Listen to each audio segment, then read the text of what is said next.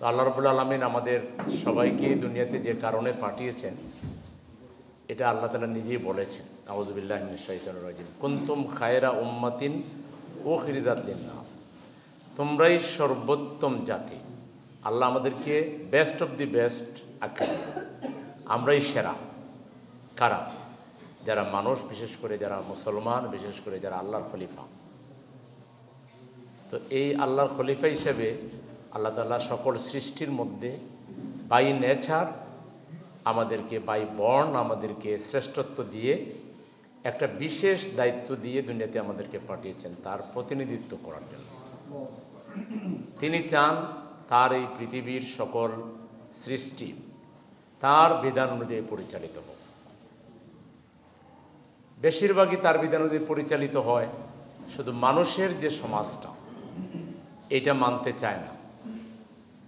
এদেরকে আল্লাহ সবার সেরা বানিয়েছেন, কিন্তু এরাই সবচেয়ে খারাপ কাজটাই করে। আল্লাহ যে আইন দিয়েছেন এটাই শ্রেষ্ঠ আইন, এটাই সঠিক আইন। আল্লাহর আইন আমাদের দেহের মধ্যে আছে, আমাদের পা থেকে মাথা পর্যন্ত আল্লাহর আইন অনুযায়ী। আল্লাহ যে চোখ দিয়েছেন এটা আল্লাহই বানাইছেন, এই চোখের দৃষ্টি তিনি দিয়েছেন। চোখের যে ফাংশন এইটা দিয়ে যদি কোনো ডাক্তার সাহেব চিন্তা করেন যে না, চোখ দিয়ে তো বহুদিন ধরে দেখতে দেখতে একবারে টায়ার্ড হয়ে গেছে, আমার চোখ দিয়ে খাবো আর মুখ দিয়ে দেখবো, পৃথিবীর কোনো ডাক্তার এটা পারবে? পারবে না। তাইলে দেখেন আল্লাহর আইন কিন্তু এখানে আমরা নিজেরাও মানি, আমাদের বডি মানে, আমাদের বডি আল্লাহর আইন মানে। এখানে যে স্ট্রাকচারগুলো, ফাংশনগুলো এটা যথাযথভাবেই ফাংশন করছে। নবমণ্ডল ভূমণ্ডলের মধ্যে যা কিছু আছে তারা সবাই করছে। আমরাও যদি আল্লাহর আইন মানি তাহলে আমাদের মর্যাদা বৃদ্ধি পাবে, আমাদের সম্মান বৃদ্ধি পাবে, আমাদের অধিকার প্রতিষ্ঠিত হবে। মানুষ মানুষের উপরে যে একটা প্রভুত্ব করতে চায়, সে নিজে প্রভু আর আরেকজনকে গোলাম বানাতে চায়, এই গোলাম বানাইতে পারবে না।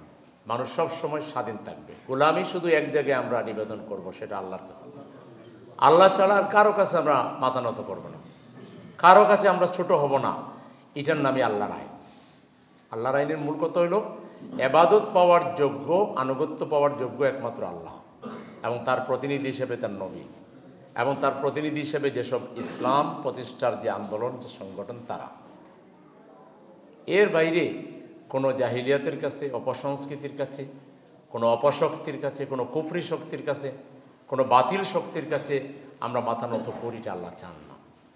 এটা আল্লাহ তার স্বার্থে চান না, বিষয়টা এরকম না। আল্লাহ আমাদের স্বার্থেই চান।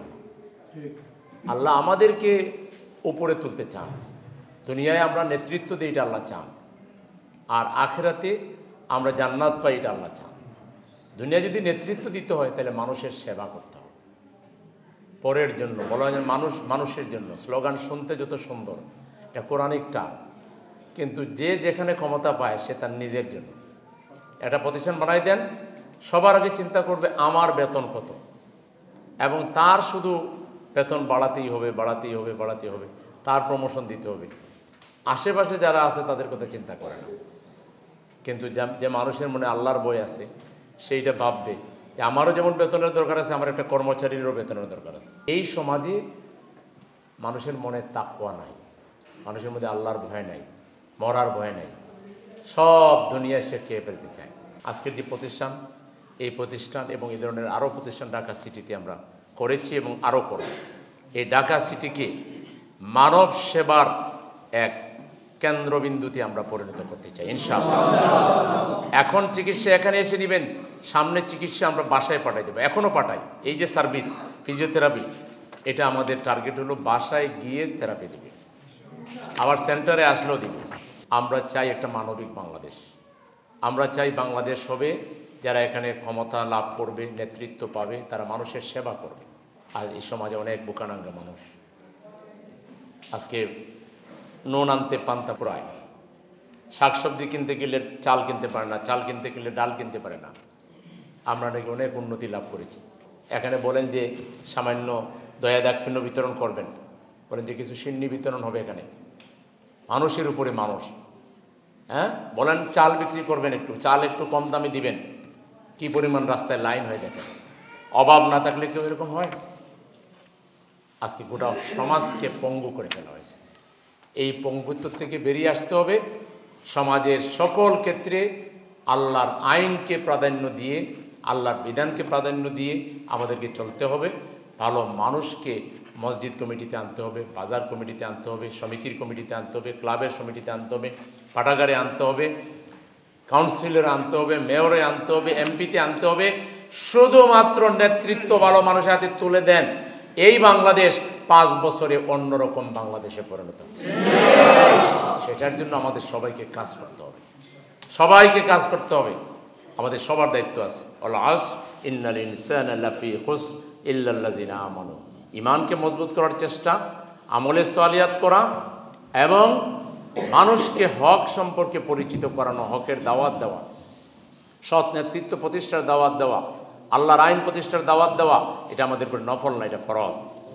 যে সমাজে আল্লাহর আইন কায়েম নাই, ভালো মানুষের নেতৃত্ব নাই, সেই সমাজে দাওয়াতি কাজ ছাড়া, সমাজ পরিবর্তনের চেষ্টা করা ছাড়া আপনার অন্য ইবাদতও আল্লাহর কাছে কবুল হয় কিনা সন্দেহ আছে।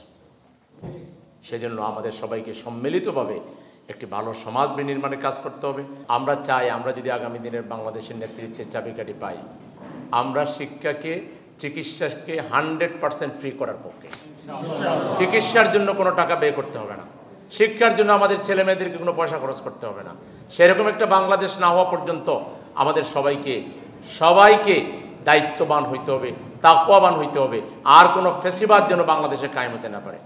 এক ফেসিবাদ বিদায় দিয়ে নতুন কোনো ফেসিবাদ আমরা বাংলাদেশে কবুল করব না। আমাদেরকে সবাইকে ঐক্যবদ্ধ হয়ে একটি সুন্দর সমাজ বিনির্মাণে হাতে হাত রেখে কাজ করে যেতে হবে। আমি এই ধরনের উদ্যোগের সাথে ছিলাম, আছি, এবং এই ঢাকা সিটির আনাচে কানাচে, পাড়ায় মহল্লায় আমরা মানব কল্যাণমূলক বিভিন্ন প্রতিষ্ঠান গড়ে তুলে মানবের সেবায় আমরা যাতে সব সময় অগ্রসেনানীর ভূমিকা রাখতে পারি, এই প্রতিষ্ঠানটি আল্লাহ তাআলা মানবতার কল্যাণে, মানবতার সেবায়, দিনের সেবায় আল্লাহ তাআলা কবুল করুন। আল্লাহ কাছে সেই তৌফিক কামনা করে আপনাদের সবাইকে ধন্যবাদ জানিয়ে আমার কথা এখানে শেষ করছি। আল্লাহ হাফেজ। আসসালামু আলাইকুম ওয়া রাহমাতুল্লাহি ওয়া বারাকাতুহু।